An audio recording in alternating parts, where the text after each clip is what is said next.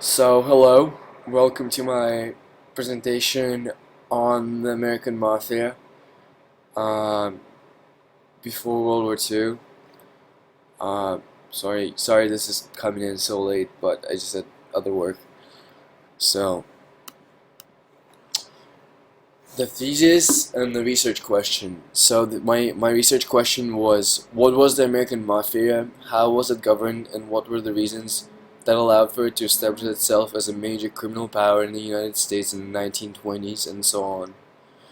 Um, my thesis statement was the American Mafia was a structured criminal organization that was composed of immigrants or Americans of Italian descent. It originated during the Prohibition era in the 1920s, mainly because its many families, which were already practicing local theft, saw the opportunity to make bigger fortunes. Shortly after the 18th Amendment was passed, the American Mafia got involved in the illegal bootlegging of alcohol products in cities such as Chicago and New York, where there was the most demand for alcohol because there was the most people. In such cities, they continually fought with other groups and among themselves for the influence on the bootlegging market. So now I go into the origins. So the mafia itself originated in Sicily in the 19th century. So they basically formed groups to protect themselves from the often hostile occupying forces, as well as from other regional groups of Sicilians. And usually those people were the Frenchmen, um, and they like hated them.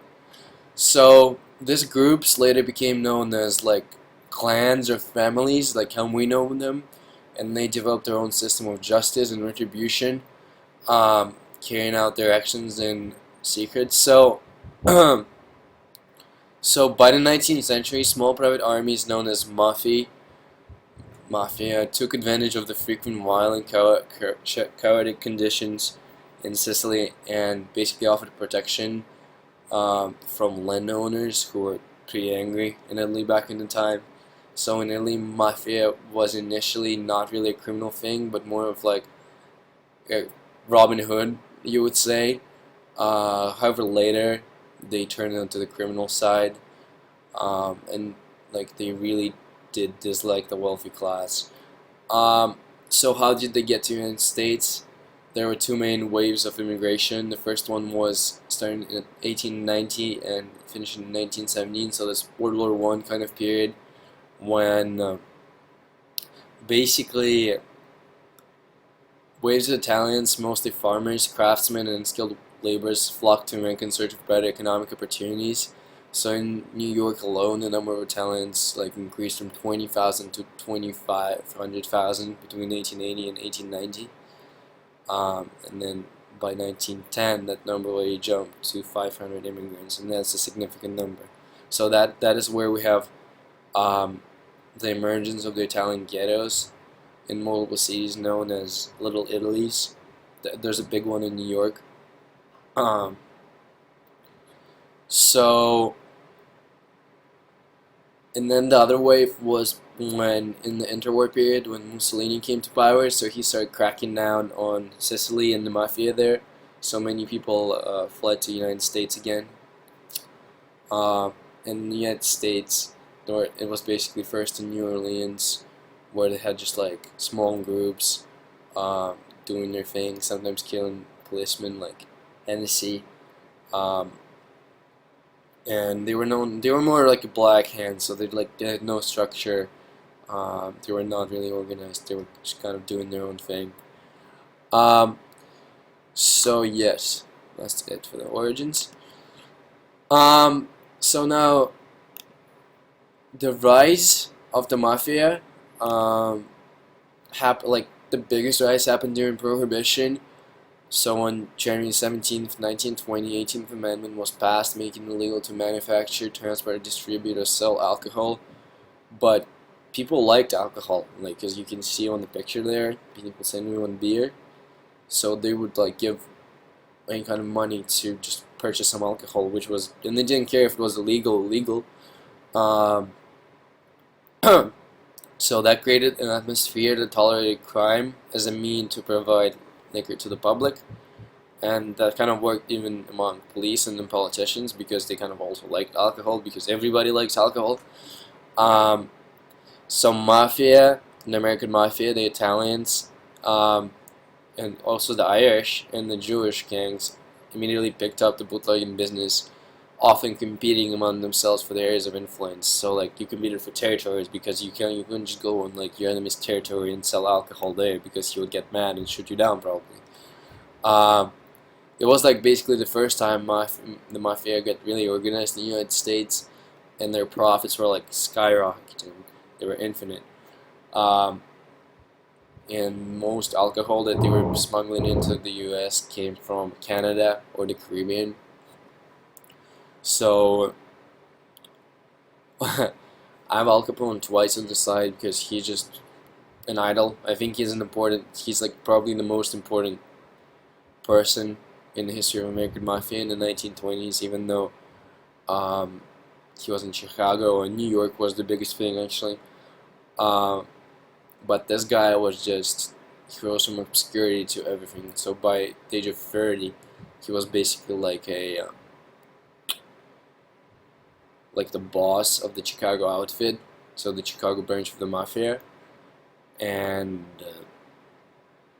that was significant for that age. So,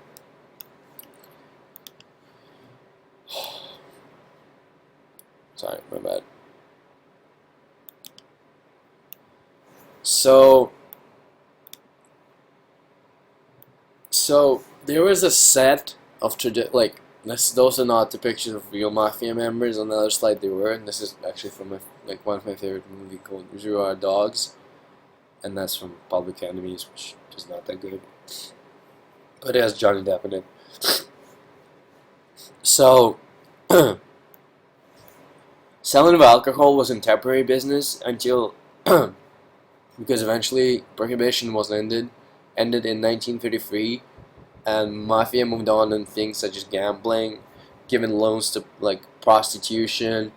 They also blended into like some legal businesses, such as like construction, establishing restaurants, establishing nightclubs. Um, they were also kind of like doing their traditional crimes such as like protection and extortion. That's how they started basically doing that.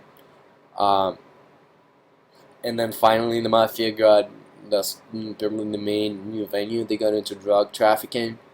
So, and there was like a little controversy about that among them, but the conservative members were like against it because they thought it was dangerous and that would kill the whole like group. However, they were always shot down, overrun, and basically ignored. And like throughout the years, there were like two major wars between the members of the Italian mafia, and then there was like kind of like separate little things, mainly targeted the Irish. So in Chicago, Al Capone massacred basically White Hand gang and the North Side gang, which were both Irish and both were um, doing like the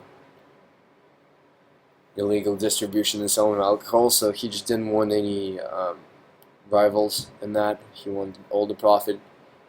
Um, However, there were two main wars, and then sometime in the 1910s, before the Prohibition, there was Morello and Morano, who both had like waterfront rackets and extractive protection.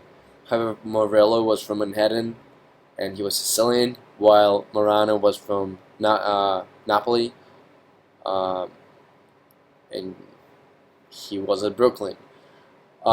So they had a war, and then Morano offered Morello a peace deal.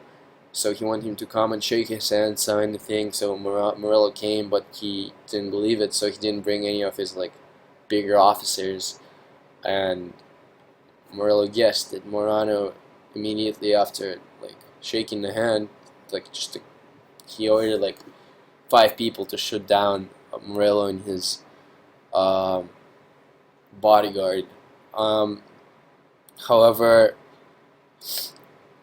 at the same time, people like the small officers of Morello's organization, they kind of knew about it, so kind of like told the police, and Morano was imprisoned, so Morelos group was still the dominant one. And finally, there was the Castilla-Mareza War between um, Joe the Boss Mazeria, the boss of all the bosses at the time, and Maranzano, who wanted to be the boss of all the bosses. So Maranzano wins Capo di Tutti Capi, which is boss of all the bosses, but 6 months later, he actually gets murdered by Lucky Luciano, Charlie Lucky Luciano, who actually helped him kill Mazeria and this war. So that's important. Um, so now, so Charlie Lucky Luciano, establishes the commission in 1931. So, which is basically like the main governing body of the whole mafia. Um, it consists of five. It kind of replaced the old system of boss of all the bosses with, I would say, more democratic form.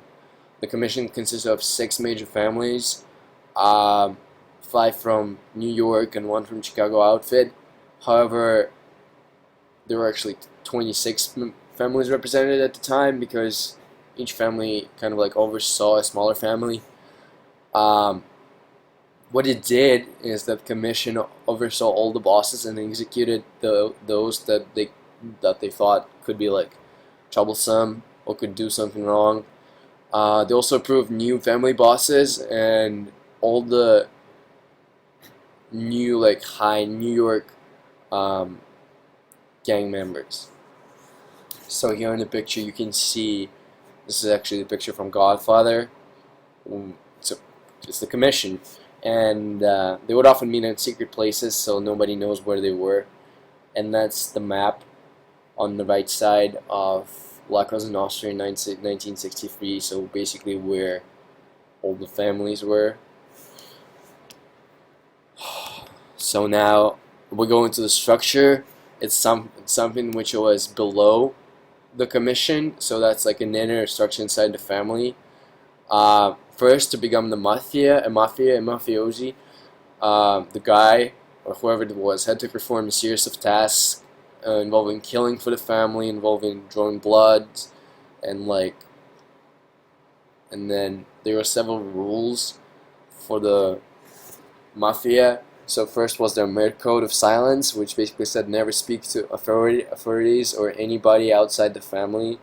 Second rule to like entering the thing was you have to be of Italian descent, which is pretty crucial. And then there's no blood for blood unless the boss approves it, because that may cause bigger issues. You must pay a tribute to the boss, and you can't have any facial hair, which is actually quite interesting.